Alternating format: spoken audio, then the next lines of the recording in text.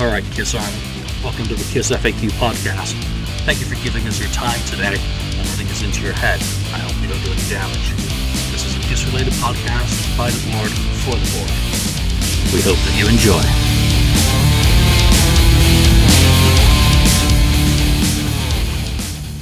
Welcome to episode 105 of the KissFAQ Podcast. I'm your host today, Julian, admin on the FAQ message board, and I am joined by Daniel. Welcome back, sir.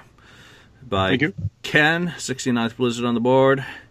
Hello. And Marcus Almighty Mark. Gentlemen, how you doing? Good to see you all. Thank you, as always, for giving your time to the podcast. It's very much appreciated. We're recording this one a couple weeks in advance of when you're actually going to hear it. So I've got my first Christmas present, which is a nice natural wool jumper. So I get to be, I'm a total Kiss sheep today. I'm a sheep today wearing that. And it's one of the few days in San Francisco that you actually need a jumper. So yeah, it's that time of year. Let's just cover some current affairs junk. Yesterday, everyone will have already talked about this by the time you listen to this episode, but obviously Paul Stanley did tweet out yesterday that they had turned down an opportunity or invitation to perform at the next president, Donald J. Trump, inauguration. And I just want to cover that quickly and just ask you guys, we've got obviously two non-Americans, one non-American living in America and an American. For your, just quick viewpoints on that, if you think it's a good idea, bad idea, your thoughts on that. I'll just go with mine, and I can't believe they turned down what could have been a massive paycheck, because by all accounts, the next president is having a very difficult time getting A-list talent to perform at his inauguration. Obviously, mixing the two is often not such a great idea, but I would have thought that you would have so much leverage at this point to say, give me more. Give me more. I mean, Paul Stanley could have gone into a verse or two of that song, give me more. Yeah, we'll do it. I mean, Americana, whatever, outside of the politics, which to me doesn't matter a damn, it's absolutely irrelevant who's in the house at any one time. It's government is government. So I would have thought that the majority of the demographic for KISS would have been, perfectly fine with them doing so. So whatever, they've turned it down. Turned down money. Can't believe it. But obviously it did conflict with Paul Stanley's birthday, so I guess he already had plans. Let's go to you, Daniel, outside of the U.S. for your opinion. Should they have done it, taken it? Would it be good or bad or indifferent, or do you just not care? I was very surprised. I thought for sure they would do it, but to me, it's a good decision, because in Sweden, that guy wouldn't get a lot of votes. I mean, he would get like 10%. The things he's been saying, the things he's been doing in the past, he wouldn't stand a chance over here. And we're kind of liberal, so the whole right-wing thing with all the nuts and Fox News, it's laughable to us. I mean, we think it's just funny.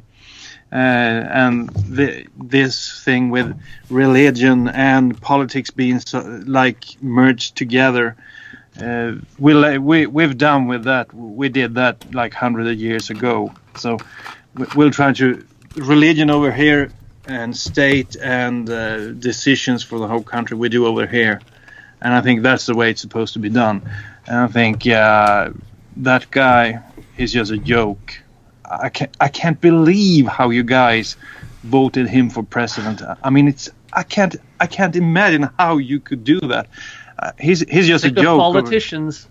Yeah. I still can't believe England voted for, Britain voted for Brexit. I still can't believe that. So, shit, anything's possible. When you let the people decide, anything is possible, and that's part of the process.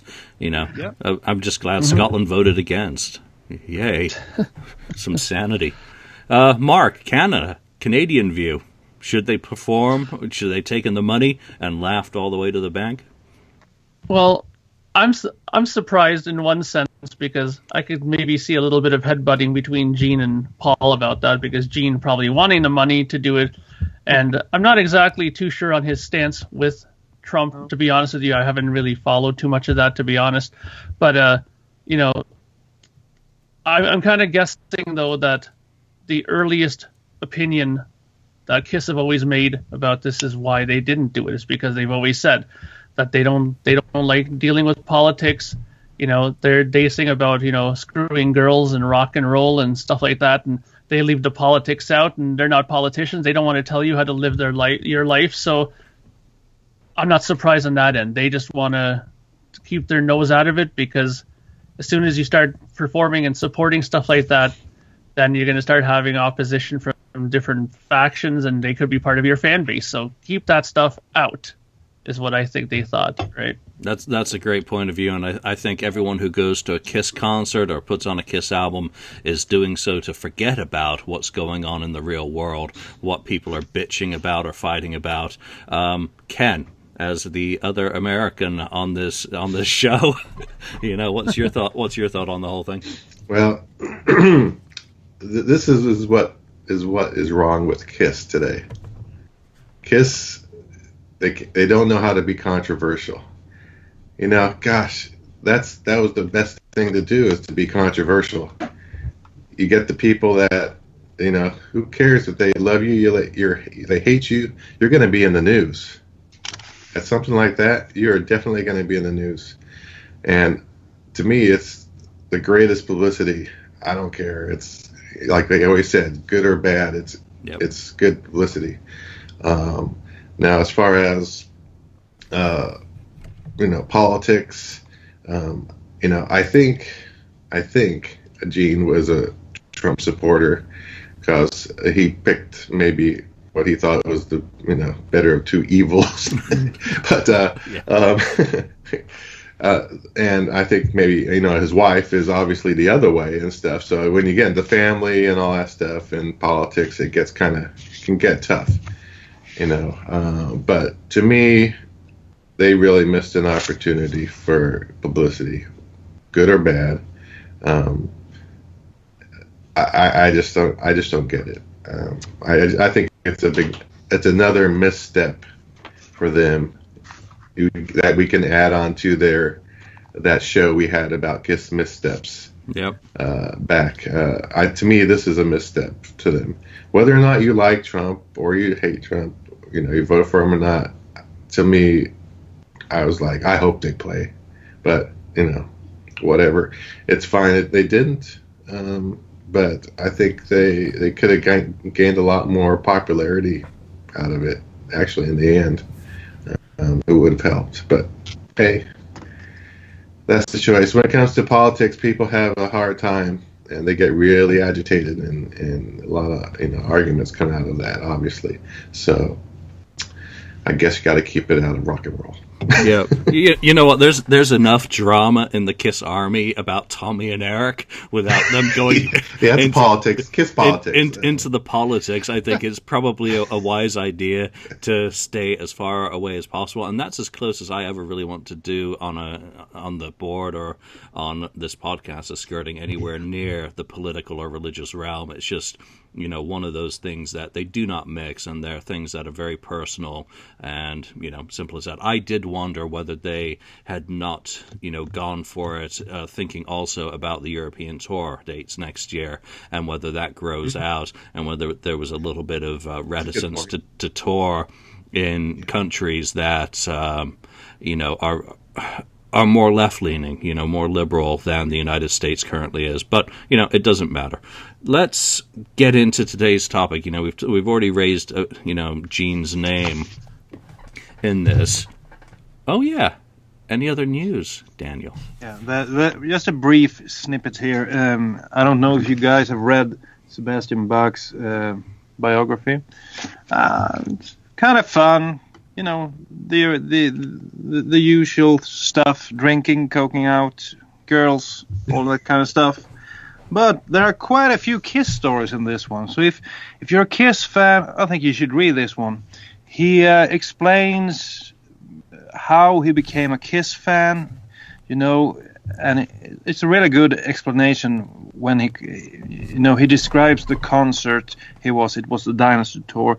His father brought him, and they were, you know, just up. I think he caught one of Ace Frehley's glass. No, not picks. He drank something. God knows what, and he Ace? threw the mug. Yeah, and he called the mug. And it's just a great story about that evening on the Dynasty tour. And he also talks about when Ace invites him over to record some songs, and they actually record one song called "You Make It So Hard for Me" or something really cheesy. But then when Ace Frehley releases, I think it's Anomaly. Yeah. That the first song, Foxy and Free. Yep.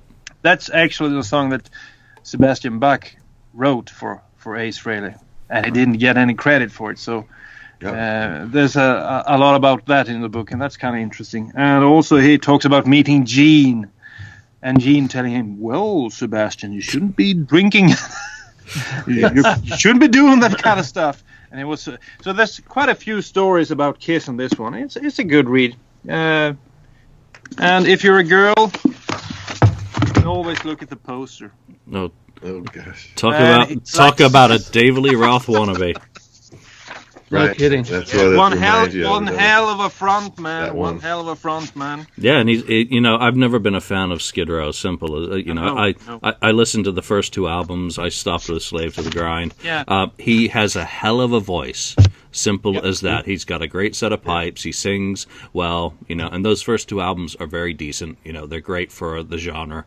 And I'll leave it at that. I haven't listened to any of his more recent. Actually, he did a project a few years ago. I did hear some of it, and I thought it sounded just fine. But I'm getting a little bit old and all that I don't really dig into new stuff any. Old and grumpy. Yeah, I don't really dig into new stuff. Well, actually, you have to check. I think he has a couple of really good tunes on his solo albums, like "Give 'Em Hell" from 2014 and "Kicking and Screaming." And also, kind of interesting, the album he did where Axl Rose sang like 2, 3, 4 songs with him. They did an Aerosmith cover that was kick-ass. "Back in the Saddle," I think it was. So yeah, I think you should check out a few of his albums. And he's a huge Kiss fan. Oh yeah, I forgot. I could probably do it on YouTube for free. Yeah, he's huge. So. Yeah. All right, so let's get into today's topic, and I'm just going to play a brief section here. I'll punch in, if I remember, as I always say I'm going to punch shit in, and I never do, but I'll try and punch in a nice-sounding quality version of it, so...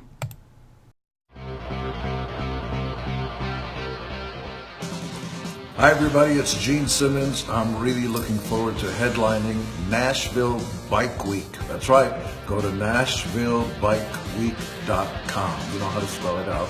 You'll find out all the amazing things that are being planned just for you in and around the Tennessee area. And if you're not from there, come on down anyway. Nashville Bike Week, mid-September, Gene Simmons. All right, so that's how they have. Wrong track. You notice how they have Paul Stanley singing. Yeah. lead. Yeah. that was going to be one of the things that I mentioned. So this came out, what was it, last week or in the last week or so? And, the ad for Nashville Bike Week presents Gene Simmons with special guest Skid Row, so that's a nice tie back to Daniel's news bit. Yeah. Former Skid Row, anyway. That's not Skid Row. No. Yeah, the fake Skid Row, the one with scabs, right? Is that what it... who is the singer? Well, who is the singer these days? They That's what I actually remember. they Solinger, have a wasn't guy it? that isn't into. They have switched singer. This is the third singer in The Dragon Force guy, right? Yeah, and he's not even a member of the band. He's like a hired. Sounds gun. like a contract like it was not signed. Sounds familiar. So another Kiss connection is, of course, Slaughter will be there on the Big Rock Show. So what this ad and all that led to is the question, is Gene going to be performing solo? So that's our topic today. It's, just taking a little bit of if Gene what if Gene went solo? Paul's done it twice, 1989 and 2006-2007 with Live to Win. And Gene has also had a second non-Kiss solo album out in that time. He has a vast back catalog. He's got a 1978 solo album. So, let's get into some of the thoughts about... I even got some notes today. Right. What? I always do this shit off the cuff. I thought today I'd try and be a little bit more studious. Prepared. Because when it comes to Gene Simmons and solo, I really felt I had to give it some real thought. So I opened a bottle of scotch last night and quickly played Ace's solo album instead. Simple as that. So one of I guess the first thing I want to kind of talk about is image. Because obviously Gene Simmons solo, he's not going to go out painted as the demon. It would be stupid. Maybe he would, but who knows? What do you think? What is he? 68 now? When you look at this ad that was on, he was looking a little bit haggardish. I was thinking, wow, he could be hanging out with Ozzy. Looking like that. Yeah. The jowls. So what would a stylist maybe do for Gene to dress him? He needs help in the dressing department, definitely. What would you like to see if Gene were touring solo for his image and, I guess, costume, for want of a better term? Mark, I'll go to you first on there. Well, I'm thinking of it like this. I have a whole elaborate back thing for mine again. But to answer your question, I really think that he's going to keep it pretty casual. At this point in his career, I think that Gene Simmons is Gene Simmons. Everybody, if you don't know him by now, then you'll probably never know him because he's been around for 40 some odd years doing this stuff. So I kind of envision that he's going to kind of take it more down the revengeist path, not so much tight leather stuff, but more along that. I think he's going to keep it dark. I think he's going to keep it more that way, maybe growing a little bit of a beard or something, like something a little bit more, I don't want to use the word grungier, but something a little bit more, metal looking. I think he might do because when you start getting older, I noticed that a lot of our idols as they age, they try to keep that persona with them, bring back a little bit of their youth back into their look to kind of deter people away from noticing that they're getting old, right? So I think that might be the way to go. I think it might be, deck him out in some black clothing, grow a bit of a goatee or, again, and just, go up there and do his thing, he's Gene Simmons, for Christ's sake. What else does he have to prove by now, Yeah. And when we get back to it, I have a whole bunch of stuff for my whole backstory. I'll get to that after, but that's how I think he should look. All right. So, Ken, do you think revisiting the asylum looks out of the question for this? Yeah. For a method. Yeah. That or wearing a onesie, nighttime, Kiss onesie or something. But no, I think he can't even go back to revenge. Maybe some of the clothing, but I can't see him putting on another wig. I guess he could. I don't think the one he has now comes off. No. Yeah. So well, that, and I don't know. Leave it as he is now. Shoot, I don't know what he's going to look like. But I think, like Mark said, pretty much stick to who you are. Everyone knows who you are. They've seen you on Family Jewels, on TV, and they kind of know what you look like anyway. So just go with that, and maybe go with, the jeans, boots, some kind of, cool T-shirt, maybe a leather vest kind of thing, something like that. I don't know. Just, and maybe some chains, with some skulls on it or something, just to keep with the old demon, stuff. But I don't think he's going to change too much from his daily attire, except he's not going to be wearing a blazer out there, I don't think, on this. Yeah, that's my biggest concern is the Wayne Newton style blazer, because he's looking too much like Wayne. Don't wear that. And God bless him, it's just not rock and roll.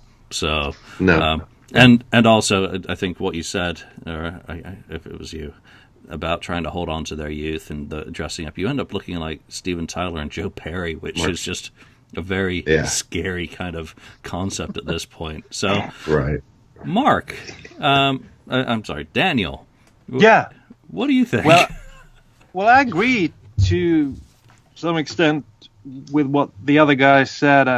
Gene Simmons made a tour of he did a tour of South America a couple of years back. I'm going to share a few pictures from that tour, and I think he surprised me.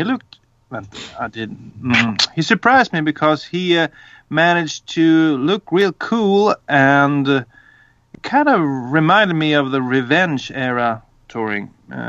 I'll just try and see if I can share a few pictures with you. I remember that tour. Yeah, and he actually, it's sort of he must have looked at the Revenge tour and tried to copy that one, and I was mesmerized. I mean, the guy, he stole the limelight from the other guys, and if you look to the side of him there, you have Sebastian Bach, one of the best frontmen in rock and roll history, and Gene Simmons blew him out of the water. I was so surprised that he could carry a show by himself, and he did really good there in South America. And I was really positive. It was a positive experience. I never thought he was able to do that, and he even brought the axe. And I remember one of the concerts, he just walked out, and people started chanting "Gene, Gene," and he just lifted up. He lifted the axe above his head and just stood there and held the axe like this, and people went crazy. I think it was the best start of a concert ever. Hammer of the Gods. And then he started playing. Yeah. So I think he should go for the Revenge era look, and Mark said, maybe even grow a goatee like the rest of us. It might work. Yeah. Yeah, I'm close to where you guys are at, and I'm not going back to Asylum because Maud is no longer with us. So, I would much rather he just go for comfort and forget all the bullshit that goes along with costuming and all that. Forget the Revenge look; that's done. There's no way for it to make any sense. And go Hot in the Shade, and that is, the picture. Picture of him where he's wearing that freaking awful blue shirt, basically, and the leather shirt, pants. Levi's shirt. Yeah, just that. I mean, when I was backstage in, I think, the farewell tour, he was just walking around black leathers, that same blue shirt, and it's just it ties in with Hot in the Shade. I think it's used on the Hide Your Heart single cover in most markets. So be comfortable. It's not easy getting up on stage at this point, so forget about trying to dress up and present yourself as 1992 circa Gene Simmons with all that stuff. Just go for comfort, go for whatever, and that is your costume. Maybe wear a different T-shirt every day, if you want something a little bit more interesting. Advertise bands. He pulled it off in 2012. I mean, have you seen the clips from South America when he looked like the Revenge era? I think it was great. Yeah, am I the old? Many years ago. Yeah, he totally pulled it off. I just don't see the point in doing that. Going back there again. Go to the same well the third time and. Well, I mean, but it was only in one area. I mean, that did what, 4 shows, and then he had to cancel the rest of it. Come on. All right, guys, I'll admit it, and Lonnie, you're not here. It's because it's fucking Revenge, okay? We did it. We made him admit it. Gosh. All right, so I want to get into a bit of Mark's backstory on this. So where do you want to start with your backstory? Do you want to start with the name of the tour, the staging? Or... Well, I'll show you what I got. Okay. How do you set up your answer to this whole question? Okay, so basically, he's gonna go and he's gonna do a tour. Okay. Now, what I made it do is that he's gonna just do a tour of the U.S. Okay. No. Now, not a huge tour, just selected cities, and I have it here on my made poster flyer that I'll show you here, which has the tour name on it as well. Which the tour is going to be called 1978 and Beyond. Okay. So Gene Simmons, 1978 and Beyond. Yeah. There's the cities.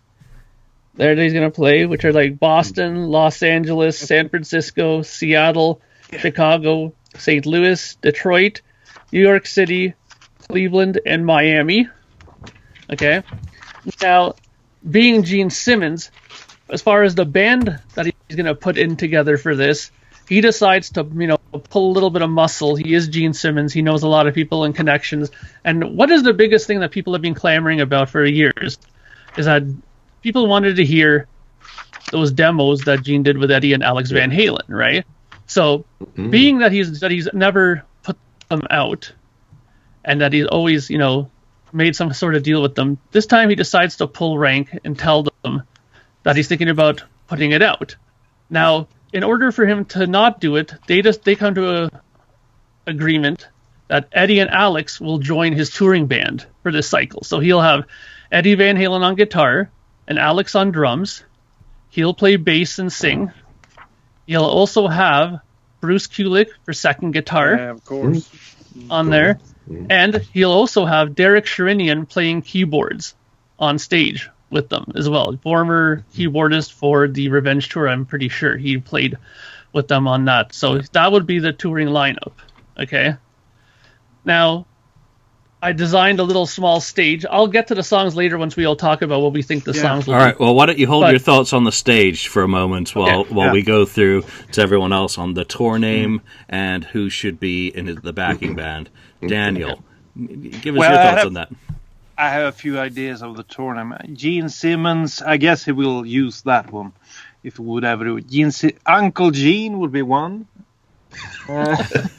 Uncle Gene playing some old stuff for you guys. No, I wouldn't use that one. I think I would use something like Gene Simmons Revenge or something. Gene Simmons Revenge. And I would have him talk a lot of... I would like to see him badmouth Paul on this tour.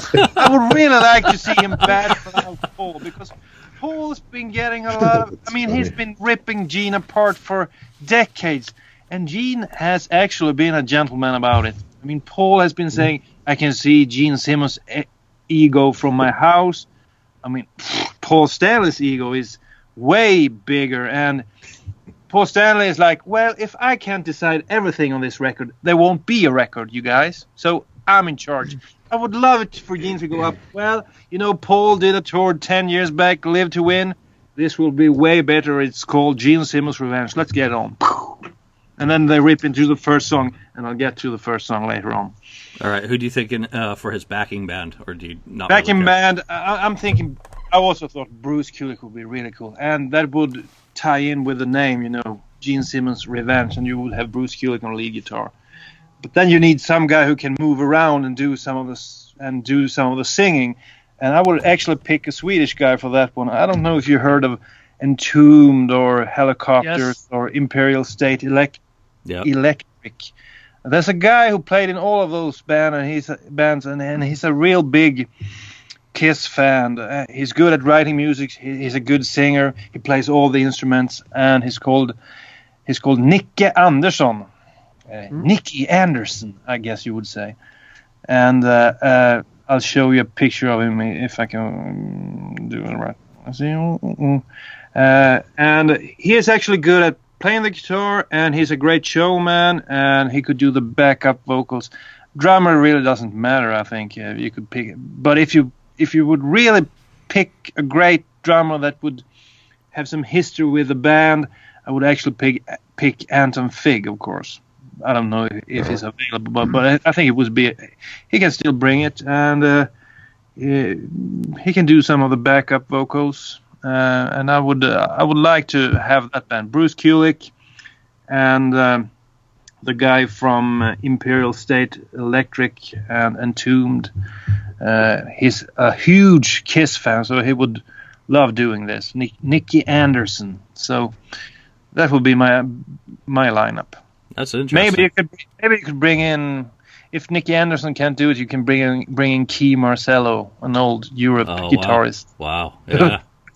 He's a good singer, and he's sort of a Kiss fan as well. He was Europe.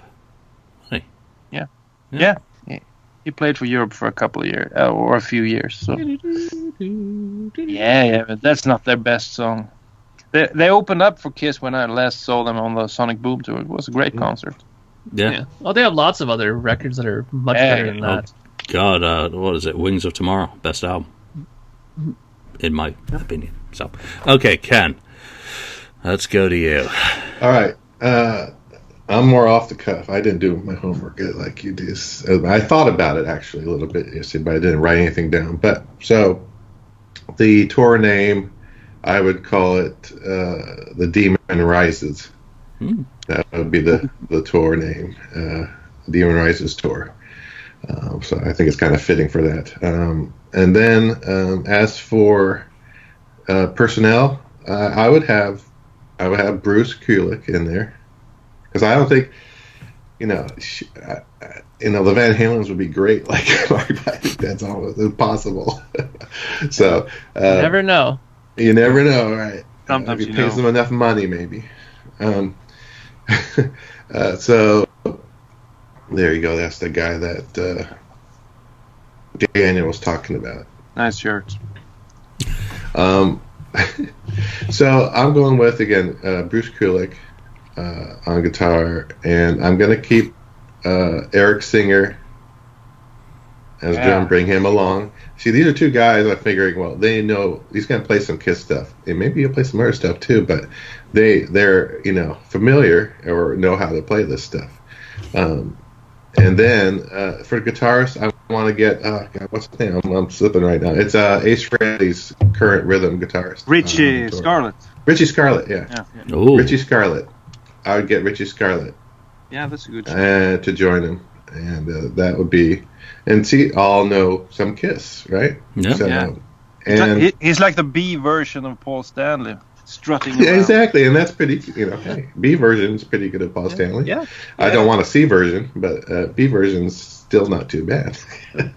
So Hey, he's I would go with that. entertaining as hell, Richie. Yeah. Yeah, So. that exactly. I like it. That would be my band. Well, you've Daniel and Ken in particular have completely gone and taken my ideas.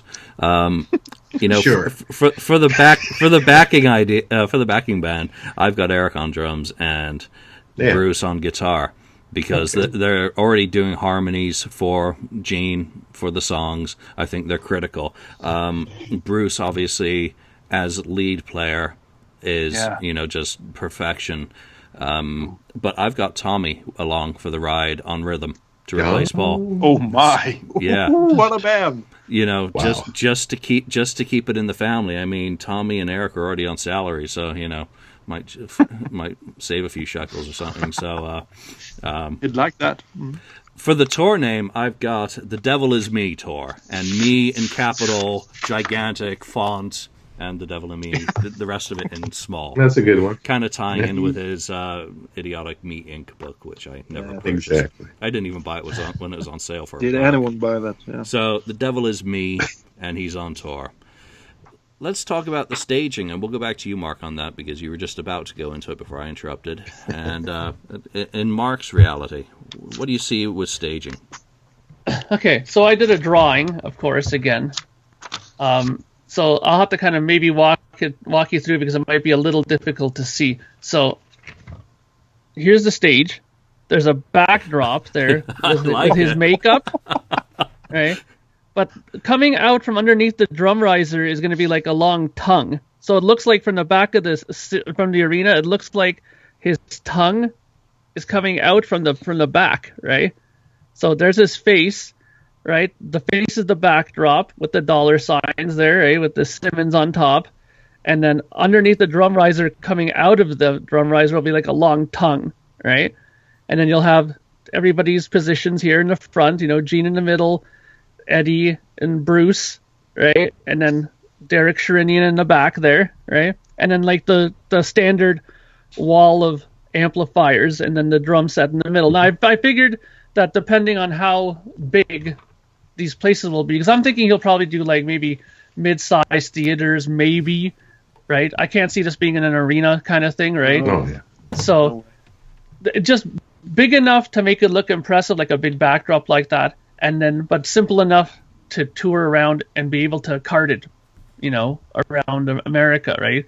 I mean, having done tours myself, I realized the importance of the ease of setting up and dismantling quickly and getting from place to place, right? So you don't want to make it too elaborate, especially if he's going to be, keeping it on the mid scale of things. So that's kind of my idea for the stage. I think the big thing is the whole backdrop with his makeup there, and then that long tongue that protrudes out onto the carpet to kind of give it that 3D effect from when you're sitting in the back looking in.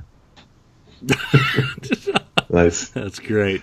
Daniel, how about you? What do you want to see him actually use as a stage, or just get up there and play? Well, I would keep it kind of simple. I like the Revenge era look, not that many colors.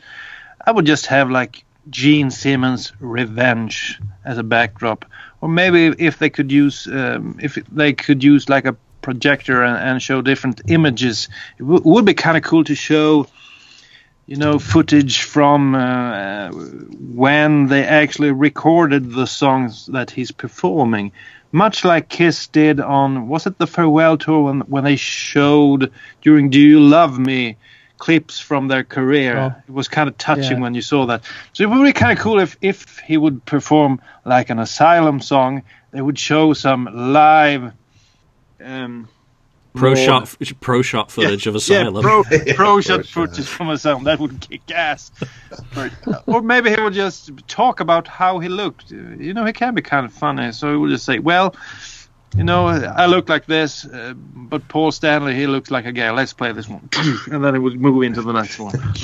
I would really like him to get back at Paul, because Paul is getting so much slack. He think he can say anything about Gene, and Gene never says anything bad about Paul.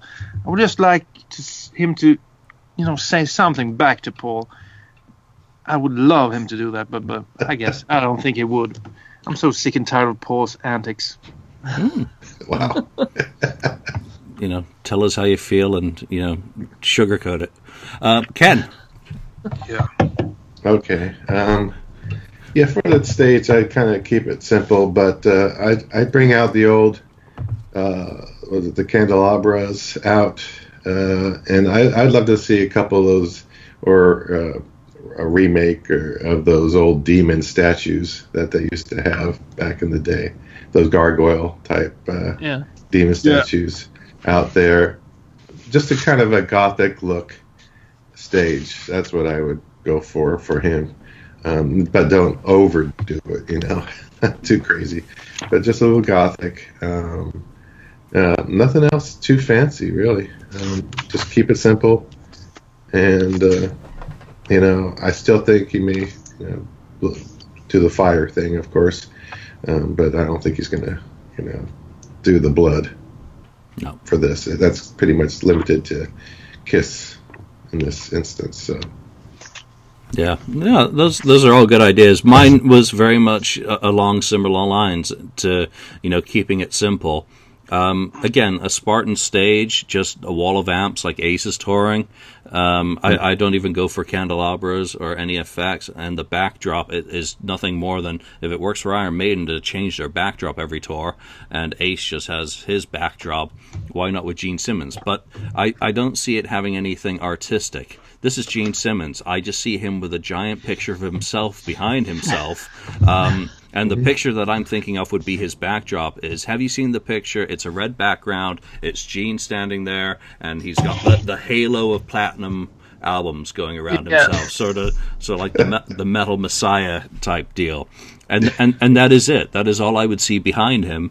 And I think he would keep the lighting very simple. It would just be, someone can roll out a wall of amps, small drum riser, and he would just get up and perform. Simple as that. Not much show to the show whatsoever. I don't even know if they could do the candelabra on stage these days at a lot of these venues after the Great White Fire years ago. And he would obviously be doing the same sort of venues that Paul did on his solo tour, and Ace does regularly. No, maybe a little bit bigger than Ace's. So nothing spectacular. Let's get into set and structure. I mean, Gene has done a solo show once before, I guess you could call it, and that would be the San Jacinto, California show where Paul was sick and Gene went on and kind of hobbled together a set. I think he would definitely need a little bit of coaching as a front man, because he certainly wasn't prepared that day. So how do you think a set for Gene should go down? The way I approached it was I took Paul Stanley's Live to Win tour and One Live Kiss and completely mirrored that for Gene. So I'm going with 4 solo songs from 1978, 4 asshole songs, because Paul did 4 off Live to Win, and I'm very sorry for everyone out there that I've actually managed to pick 4 songs off Asshole, and then 11 Kiss songs, because I think in most cases that's exactly what everyone wants to hear. How do you can we go approach through this like song by song, like we did with the 7 to 8 albums? It would be kind of cool to reveal it part by part. Yeah, absolutely. Yeah. It's we'll get to song picks after we talk about structure and how you'd want to do it. Would you want any? I've got an acoustic mini set in the middle of mine. Okay. So yeah, that's why I've got that's why I've got Bruce in the lineup as well. So okay. And Eric's really good on the tambourine. So Ken, let's go to you on this. How would you see a set coming together? The 90,000-foot view of it. Okay, well, I think he's got to play a little bit of everything. It's not going to be I don't think it's going to be like a hard rock concert, even though he's having some hard rock songs, obviously. I think you have to keep some of the classics, of course, the Kiss classics like Deuce for sure. And some other one, heavy ones. Maybe God of Thunder, maybe. I don't know. Maybe not. And then I think he also needs to do some of the hidden ones that Kiss fans have been waiting for a while for, like Charisma. I'd love to see him do that, and Naked City. Those are 2 for sure that I would want to see him do. And then on the other third part of it kind of thing is like you were talking, maybe more the lighter side of Gene, which would be See You Tonight is still going to be on there. Maybe Journey of 1,000 Years on it, and also I was thinking throwing a couple of maybe Beatles songs in there, influence, just add them with that. Sorry, Daniel, but Beatles, you got it. Yeah, I like them. It's his influence. But I think they could do it. I think it would be a nice thing, But yeah, you got to do a little bit of hidden stuff, and then some of course, the classics from Kiss era. But I think he's got to pull those songs out that Kiss would never play. I mean, they never play Charisma really live, and Naked City. Those are just 2 songs that, man, I'd love to see that. That'd be fantastic. So that's where I stand on the songs. That's a very interesting outlook, Daniel. Because you were shaking your head so vehemently there, what's your take? Beatles. When it comes to structure, I would think that this is possibly the first and last time Gene Simmons will ever do a solo tour, and I would like him to pay homage to what made Gene Simmons Gene Simmons. And of course, you could talk about Beatles being an influence, but I wouldn't like him to sing Beatles songs on stage. I mean, you can't top McCartney and Lennon, so even though he's a good singer. And I would like him to pay homage to Kiss. And I would leave off everything he's done by himself. Asshole, what an awful record. I don't like it at all. The solo album, I didn't put a single song on the best of the solo albums a few weeks back. I wouldn't do it here either. I would leave that stuff off this show. This would be about Kiss. This would be about what made Gene Simmons Gene Simmons. And it sure as hell wasn't his solo albums. It was Kiss.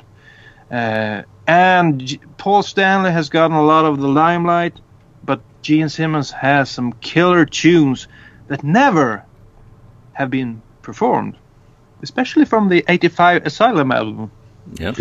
There you have a few gems. So I would keep it all Kiss, and I would try to keep it, in the... I would not bring on any acoustic stuff, because they've done that to death. I mean, sure, MTV Unplugged was great. It was excellent. But nowadays they do it on the cruise. Paul Stanley does some solo stuff on the cruise where he plays acoustically, and they have done a few shows acoustically in the past years. So that's been done to their death. But you have never heard Fits Like a Glove since the early 80s. So you need, or actually 1990 was less. So we need some more hard rock. Wow. I can't wait to get into your list. Mark, how about you? It'd be great. Well, I took a look at it this way. What would I want to see if I have him go on tour? Okay, now I think that the one thing that people are clamoring for, and I know I've been, especially even when it comes to Kiss stuff, is I want a bit more knowledge about some of these songs, okay, that they've played. So I'm approaching his set list more, and since Julian touched upon this, how poor of a frontman Gene Simmons is, so he couldn't go out there and do he can't do no Bible preaching kind of sermons like Paul does on stage.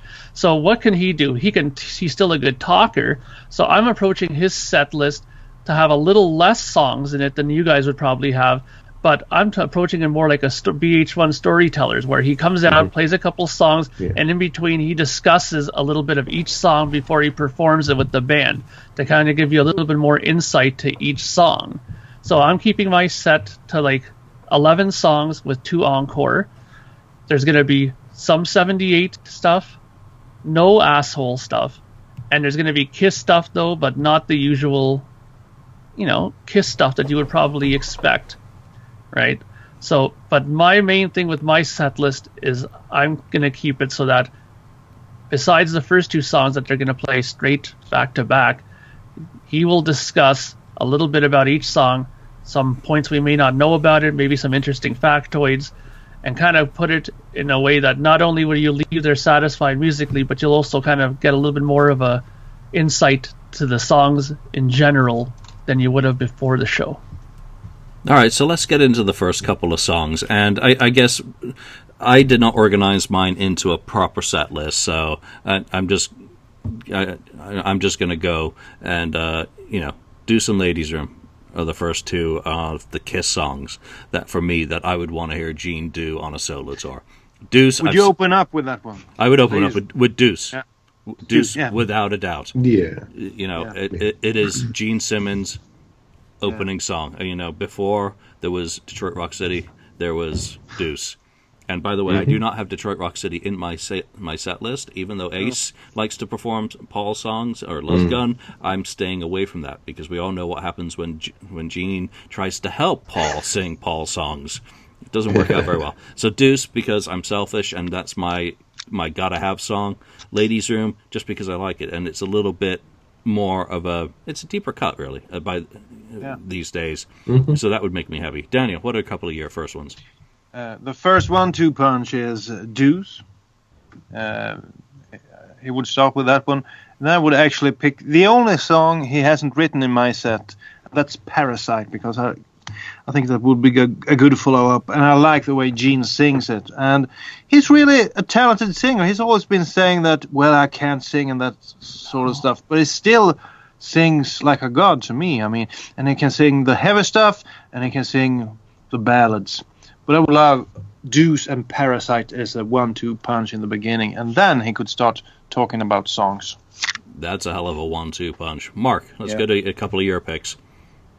Well, like I said, they're going to start with back-to-back 1-2 songs. So the first 2, being that the tour is called 78 and Beyond, I'm going to have them start with Radioactive, right into Burning Up with Fever. Those are going to be the first 2 songs that he will do with the band. Just going to start with those 2 songs off of that solo record.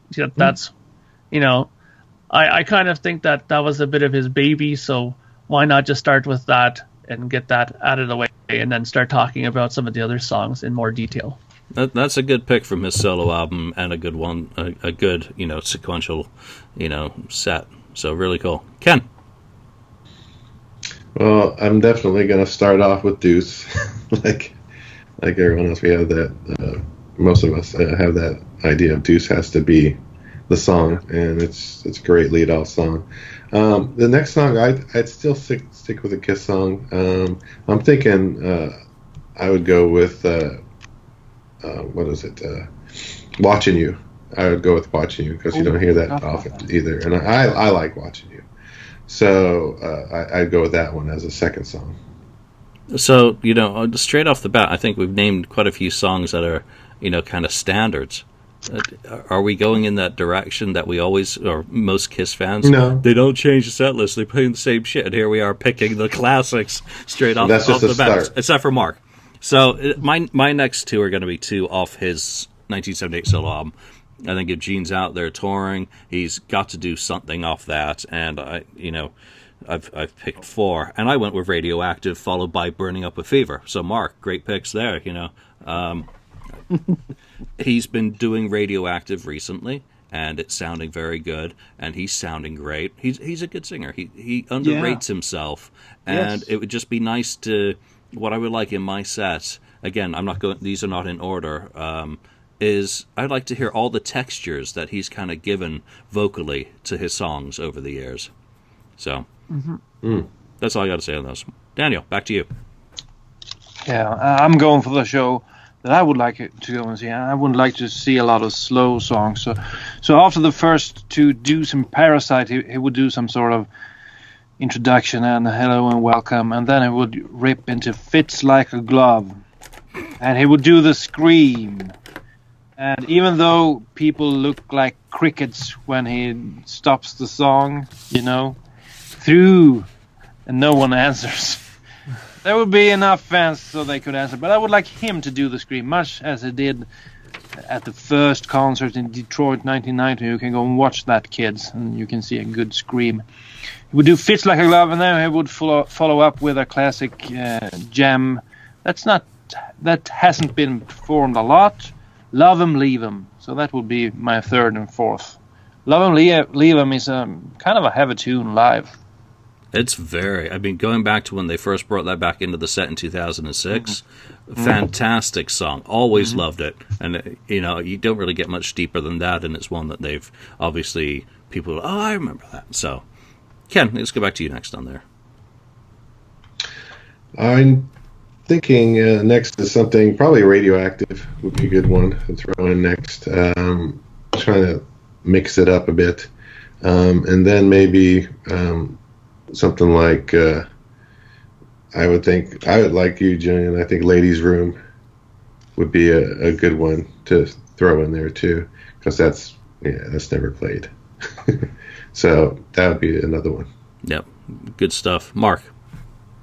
Okay, so now that we're past the opening two, we're gonna start getting into songs that he'll talk about. So now that he has Bruce in the band with him, he's going to talk a little bit about the next song because it's off of Revenge, which is Domino. So he talks a little bit about, the song, and Bruce will maybe throw in a little bit about the recording of the solo or something like that, or talk a little bit about the recording time of them doing that. So that's one song that they do. And then after they're done that, they'll go back and play something off of Lick It Up, which is Fits Like a Glove.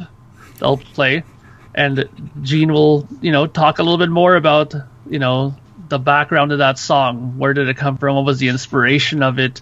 Who knows what he could talk about in these kind of songs. There could be stuff that we may not even have a clue about that inspired him to write these songs. So those are my next two songs. I think those are two good kind of songs that are not often played nowadays at all by Kiss. So I think they would be a welcomed pick to have in his set list. You know what? I've just realized I've got nothing from Lick It Up on mine. I did it flip-flop back and forth. Like Paul on his, where he had two songs never previously performed, I tried to keep mine to two songs never previously performed. So I started out, and on the eighth day, something obscure, but it kept I kept overwriting those two spots with other material. So by the time I got to the end, I had nothing left. So I'm going to asshole now, just for Daniel. Of the two songs off that solo album that I would actually want to hear live, and Sweet and Dirty Love, because you've got Bruce and Eric in my lineup, would work out very well, and Tommy for that matter, and Asshole, because maybe I'm an asshole too. So that's I like that song. I like Shirley Temple's version of it better than Gene's, but I just think it's a fun song, and since it was the title track of that album, I throw it in there. So the first, probably you'd never have to listen to those songs again after that set. So Daniel, back to you for yours. Yeah, I'm actually going to some Lick It Up stuff, and I would have, God damn it, I would have Gene Simmons introduce these as, Paul Stanley, he liked to play a lot from Lick It Up, but I never got to play one of my songs from Lick It Up next to Fits Like a Glove. And I did a great one, but we were never allowed to play it. And talking about it, I come to think of Dynasty as well. I had a great song on that one as well, but he only wanted to play that disco shit, I Was Made for Loving You. But I have a better song than that one. And my number 5 and 6 is Not for the Innocent and Charisma. Now the fire alarms goes off, so I have to leave you for a brief moment. Okay, we'll talk about your picks while you're gone. I think that's a great pick. Not for the Innocent.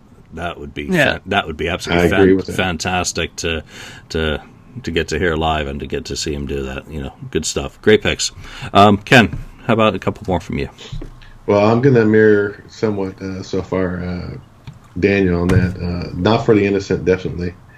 I'd want to hear that one. That's one of my favorites off of Look It Up. And then the other one, I'm going to go for a Creature song. I'm going to go for Saint and Sinner and hope he can pull it off.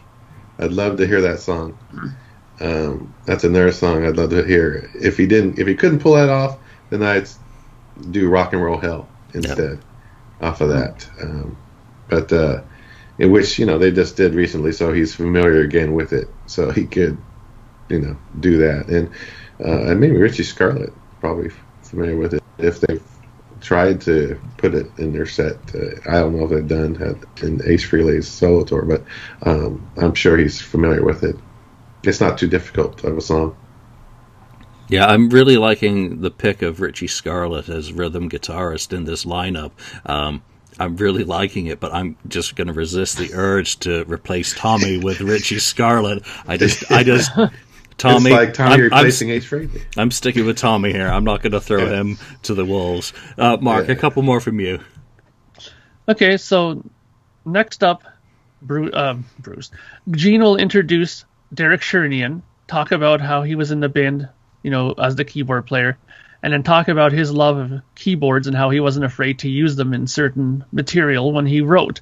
Now, the song that they'll play next, he'll talk about how he's really been enamored with the technology of keyboards and how it's gotten better, especially string sounds. So that will lead them into playing a rockin' version of Man of a Thousand Faces. Ooh, nice. Right? Nice. So with Derek doing all the orchestrated parts on keyboard. And then after they're done doing that, Gene will go back and talk a little bit about his time in England, recording a solo record, the 78 one. And then they'll go into doing True Confessions, which is another song which I think that is really odd, never heard probably live ever, and will be an interesting song to pick and to put into the set list there as well. So it kind of ties in those two together, the Man of a Thousand Faces and True Confessions. Good picks. Nice. I like both of those. I wouldn't touch it with the barge pole, but I'm going to steal Derek from you. I did not have a keyboard player in my lineup, and looking at my next two picks, I think we need one. And these would go in the acoustic-ish kind of section of my set, and again, they're both from Asshole. And it's Now That You're Gone, because I want to see the sentimental side of Gene. And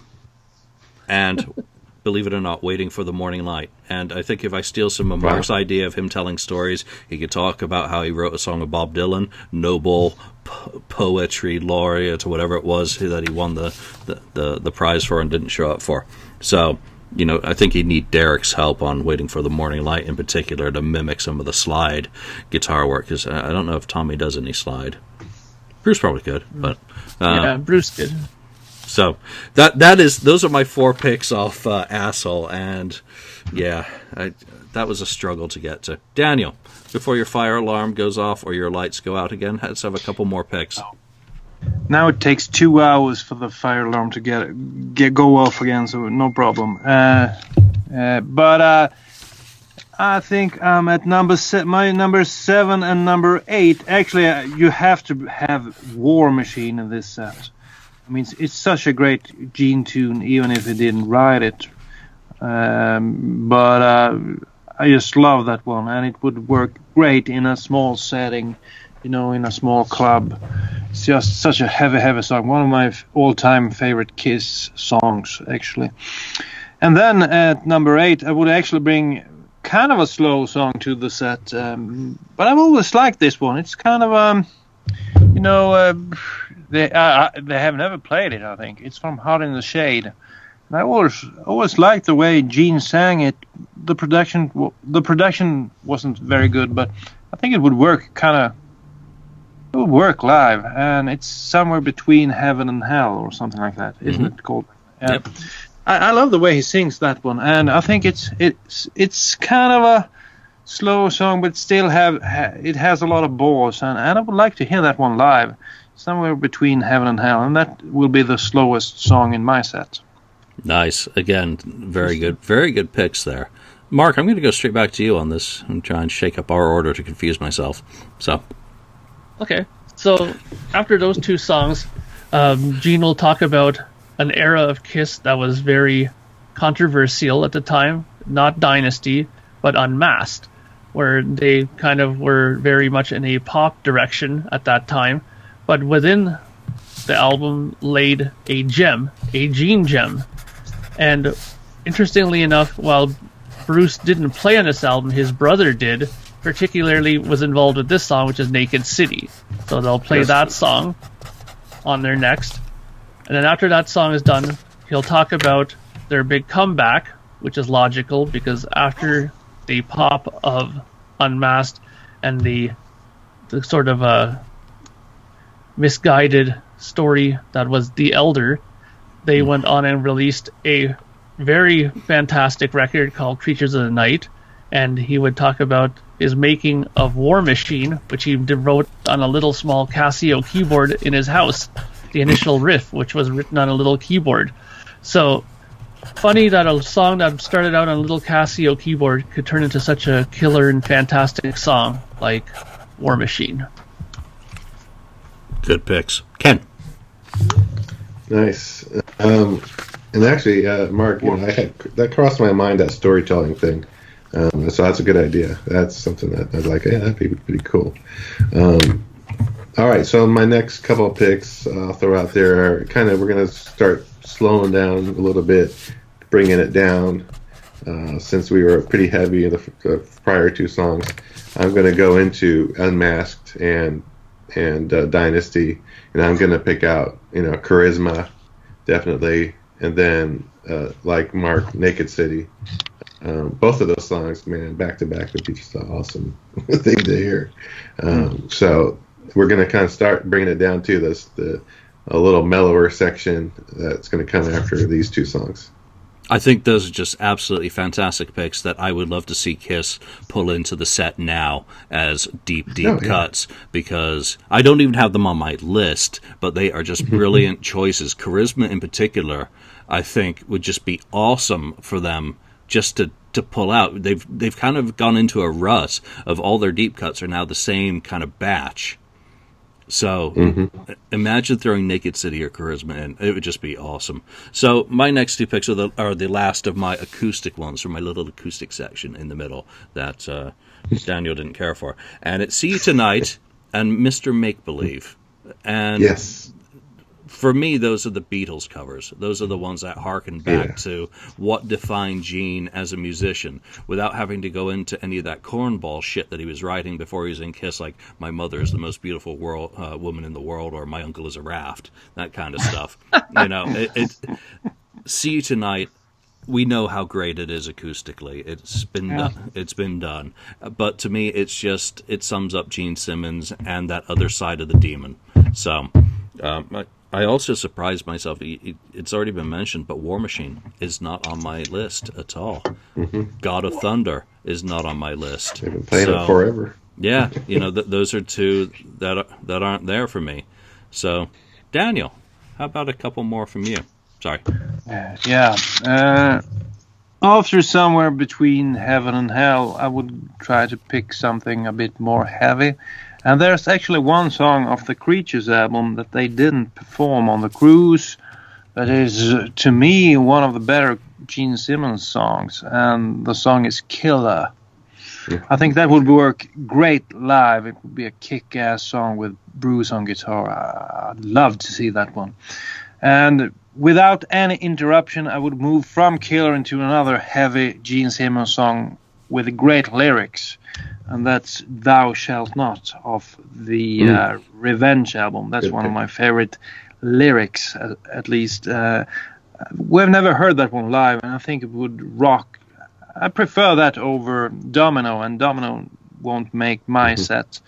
And actually, Thou Shalt Not is the only track from Revenge in my set. I think it could be a great tune live. You know, that's a really cool, another brace of songs. I got to ask you though, you've been kind of banging on Paul Stanley a little bit, in this episode. Would you have Gene change the lyrics in Killer to "Bitch is insane, he deals in pain" instead of she?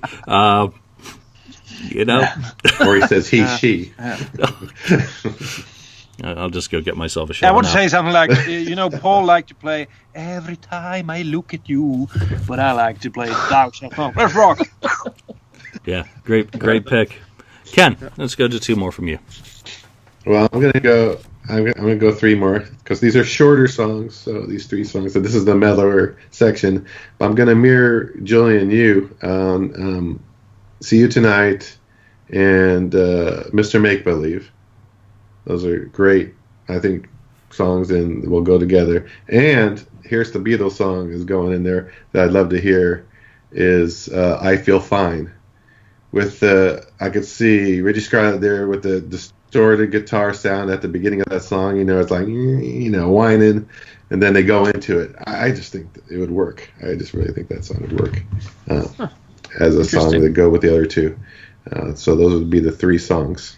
Yeah, nice idea to include a cover. Mark, two more from you. Okay, so at this point in the show, Gene will talk about how he's been very lucky through his career to be surrounded by some great guitar players throughout his career.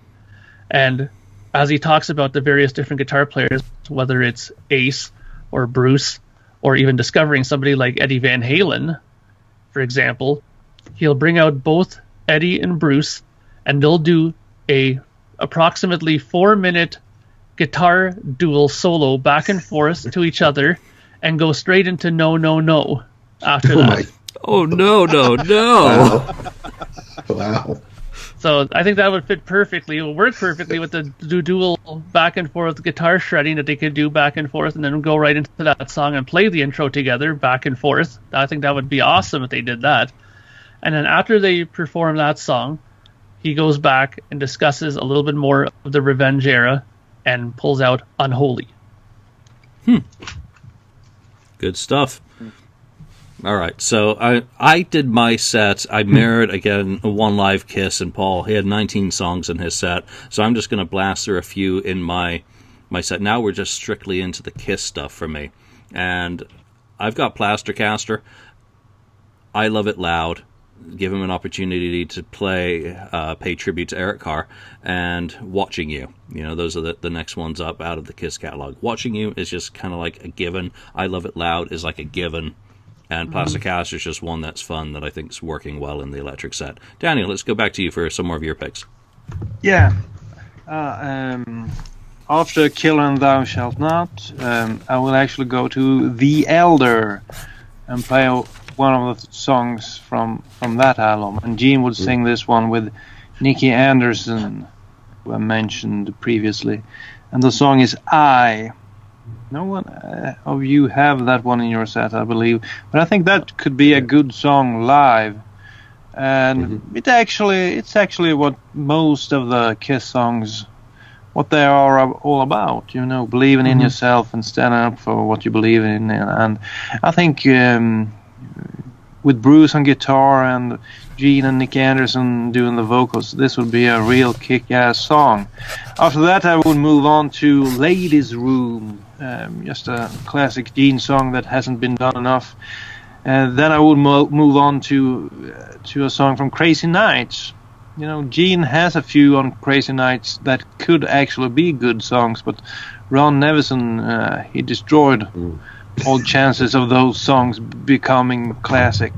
But I thought a lot about this one, but I felt I wanted a Gene song from Crazy Nights because I think he has a few that would go over quite well live. And the one I picked is Hell or High Water. I think that one could work well live. And topping things off, I would play a medley.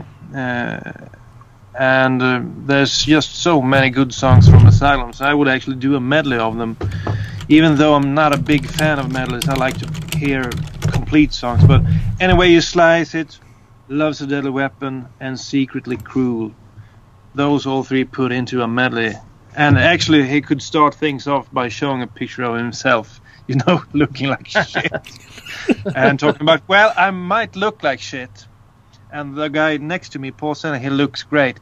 But I might look like shit, but I can sing this kind of stuff. That guy can't. And then he would rip into that medley. Ouch. Yeah, it wouldn't do that. But just, I would like him to get back a little bit at least at Paul.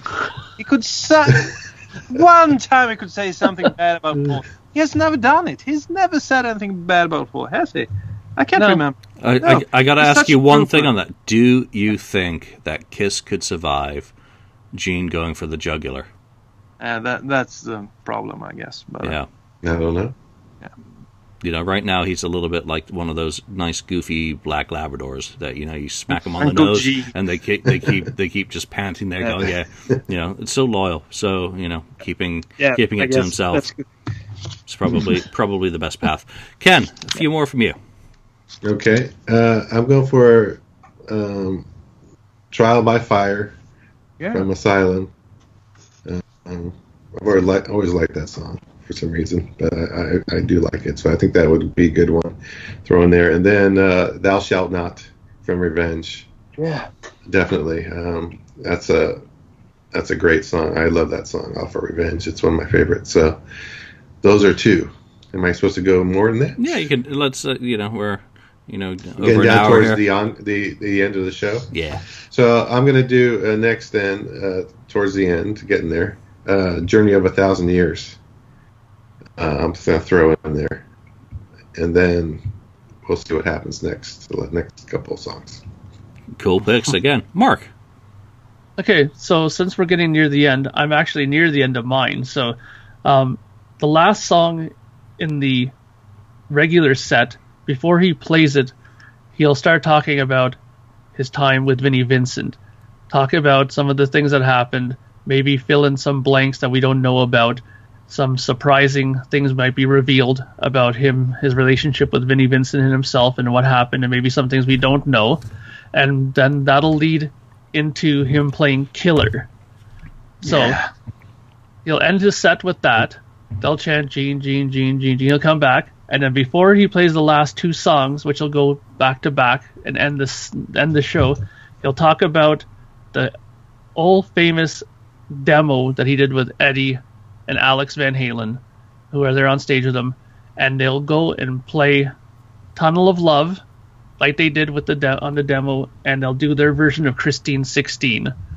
They'll be the last two songs that they'll do together on stage to kind of end the show off and kind of end it on that historical note of, the Eddie and Alex with Gene, writing those songs together. And maybe we don't get them on record, but we'll get them on live stage to hear how it might have sounded on record. Yeah, that'd be fun. And, I was just imagining Eddie walking off stage and saying, "No, Gene, you still can't release the recordings." All right, I'm going to ramp up mine because I did full 19. I only went with two really deep, unperformed songs just because Paul had only done 1,000,001 and Magic Touch on his, One Live Kiss. So for my deep Gene Simmons picks, I went with Thief in the Night off Crazy Nights. Yeah, that's a good one. And it's again because it's a really good song that I never think got its time in the sun. You know, while we were focusing so much on Paul's songs as singles and during concerts during the period. And it's my way, really, of just tipping my hat to Crazy Nights as that first album I ever bought as a new Kiss fan after getting into the band with Asylum. The other one was The Street Giveth and The Street Taketh Away, because Tommy's in my band. And it goes off Hot in the Shade. Both of these songs have Gene singing in a different style that I really like. And then to wrap up my set, I've got Parasite, Domino, Calling Dr. Love, and ending with the obligatory Rock and Roll All Night, which he is the primary vocalist on anyway. A lot of my picks, I find myself thinking after listening to your guys's, I'm finding myself very conservative in my set list. I'm trying to be the wedding planner here and find a set that's diverse enough to entertain the fans who go to this, and also entertain myself with a few of the deeper cuts. So, Ken, let's go back to you for a few more of your picks and maybe close out your set. Okay. All right. So I'm gonna throw in Calling Dr. Love. That was there. I think it's his biggest hit if you think about it, other chart wise, I guess. It's him. And then I'm also going to throw in another song that's trying to get the crowd, wound up. Well, obviously I'm going to throw in Rock and Roll All Night, so that's going to kind of end the show. It's kind of obligatory. You just gotta put it in there. And the crowd will get into. Everyone knows that song. None other. They know that song. And then so they go off, come back for the encore, and the encore is going to be a couple more type songs. Two more anthems here. Shout It Out Loud. It's going to play. They're going to do that one, and then they're going to finish with I think the I statement as the very last song of the set would be the one to go, way to go. So that's it. Great pick, and I didn't even go on to the Elder. Go figure. Daniel, let's wrap up your set. Yeah, really. Yeah, I'll wrap up my set. Well, the end of the main set would be Betrayed. I always liked that song. I think it's one of the better Kiss Gene songs of Hot in the Shade. And it's a high-speed, up-tempo song, rocks. They tried it a few times. I guess it didn't work that well, but I'd like to hear it. And then I would close the main set with the God of Thunder. And then the stage would go black, and he would come back to perform the encore, and he would start. You would only hear the drums starting. And of course it would be I Love It Loud. You have to put that in there. And to close things off, he would rip into Calling Dr. Love, and that would kind of metamorphose into I Want to Rock and Roll All Night and Party Every Day. And that would be the end of it. Yep. It's kind of a must-have. Mark, had you reached the end of your set, or how do you close out? How do you close out, Gene? Well, mine was those last two that he talked about writing with Eddie and Alex Van Halen, the Tunnel of Love, and Christine 16 would be the big closer for them, right? I think in that set. It's interesting to put that one in because if you notice, my whole set was 78 and beyond that, right? So nothing before that. The only song that was performed before the solo record was Christine 16, but it was only performed because of that historical connection with Eddie and Alex Van Halen. So that's how I closed my set. So, as we wrap up this episode, one last question. Actually, I do want to interject one thing, that my show would have opening music, and it would be When You Wish Upon a Star playing before he rips into... there's Daniel's. Oh. That's cool. a good... Yeah. But not his version of When You Wish Upon a Star, would it be? The original version? No, it would be his 1978 solo album really? Playing in the background. Wow. I don't think he's going to pay anyone else to pipe in their music for the show. Right. But just the last question I have for you about these set lists is, was there anything that shocked you about your set? I'm shocked that I didn't have God of Thunder and War Machine in mine, and Killer and nothing from The Elder, nothing from Lick It Up. Did you surprise yourself in any way? Daniel? I'm not shocked about my set, but I'm shocked about some of your picks. So I would say like Really? putting four. Did you put 4 songs from Asshole in your set, Julian?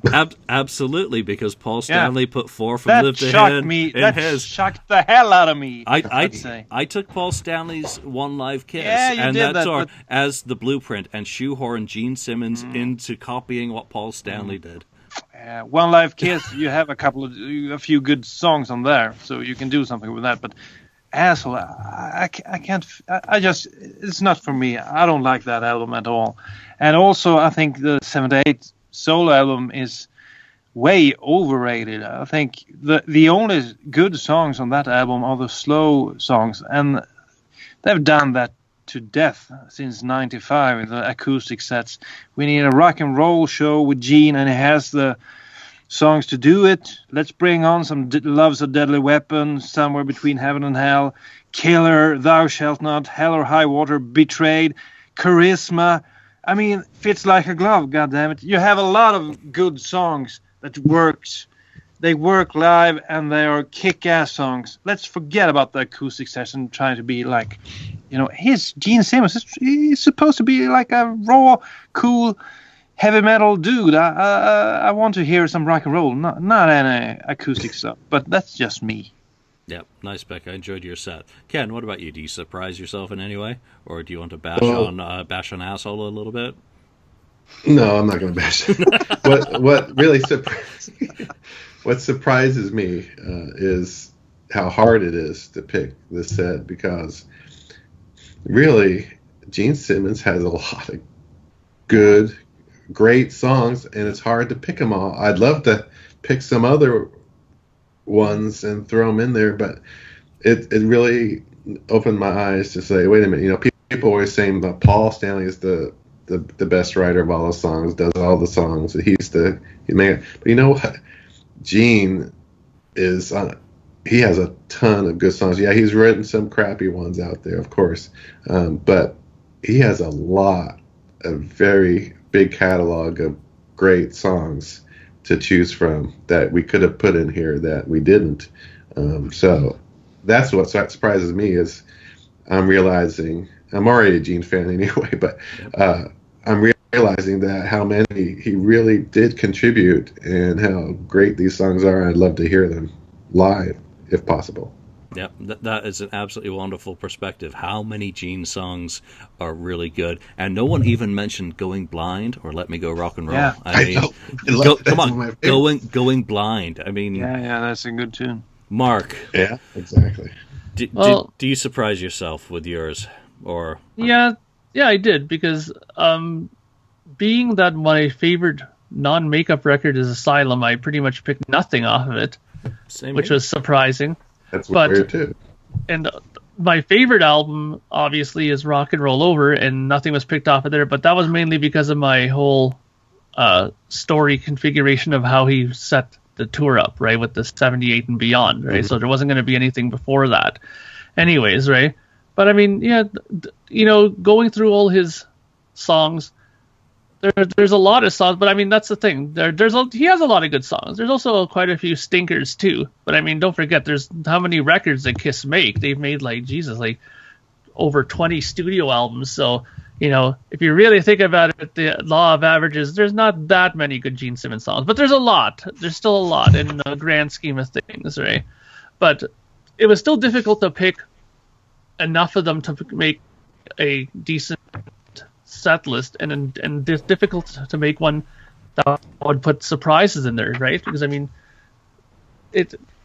you could have picked so many other songs than what I picked as well. I mean, look at some of the stuff you guys picked. You picked Charisma and stuff. I didn't pick that. I didn't pick there's a lot of great songs that he had. So I think, to just wrap it up on my end, I think that if Gene does do this kind of a tour, he should have no problem making a decent set list from the material that he has available to him. Nope. Yep. Yeah. And I'm available cheaply, Gene, to advise you on your set. We didn't even mention It's My Life. Daniel obviously does not agree with the acoustic part, so that's the fun of putting this together. So that's the episode. We would love to hear from you. I mean, if Gene Simmons were to do a solo tour, and we're reading a lot into a what if of one basic post of him showing up to an event in Nashville in September 2017. I mean, but if Gene Simmons were to do a solo tour, how would you like him to do it? What would you like him to wear? Name the tour. Who do you want to be in his band? What do you want to see on the stage? And most importantly, what music would you want him to perform, keeping it to 18 or 19 songs? So, join us on Facebook or on the FAQ message board or wherever you listen to this show and chime in with your picks, and also chime in with, I can't believe you didn't say such and such a song. Which Gene Simmons track do you think we've totally missed the boat on today? And it's all very subjective. It's all good. So come and join us, and we thank you for listening to us, and we will see you next time.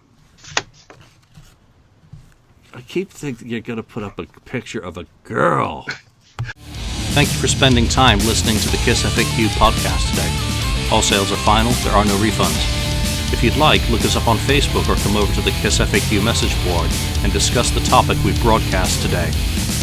Don't forget to rate us on iTunes, Spreaker, or wherever you've listened to the show. We hope you'll join us again.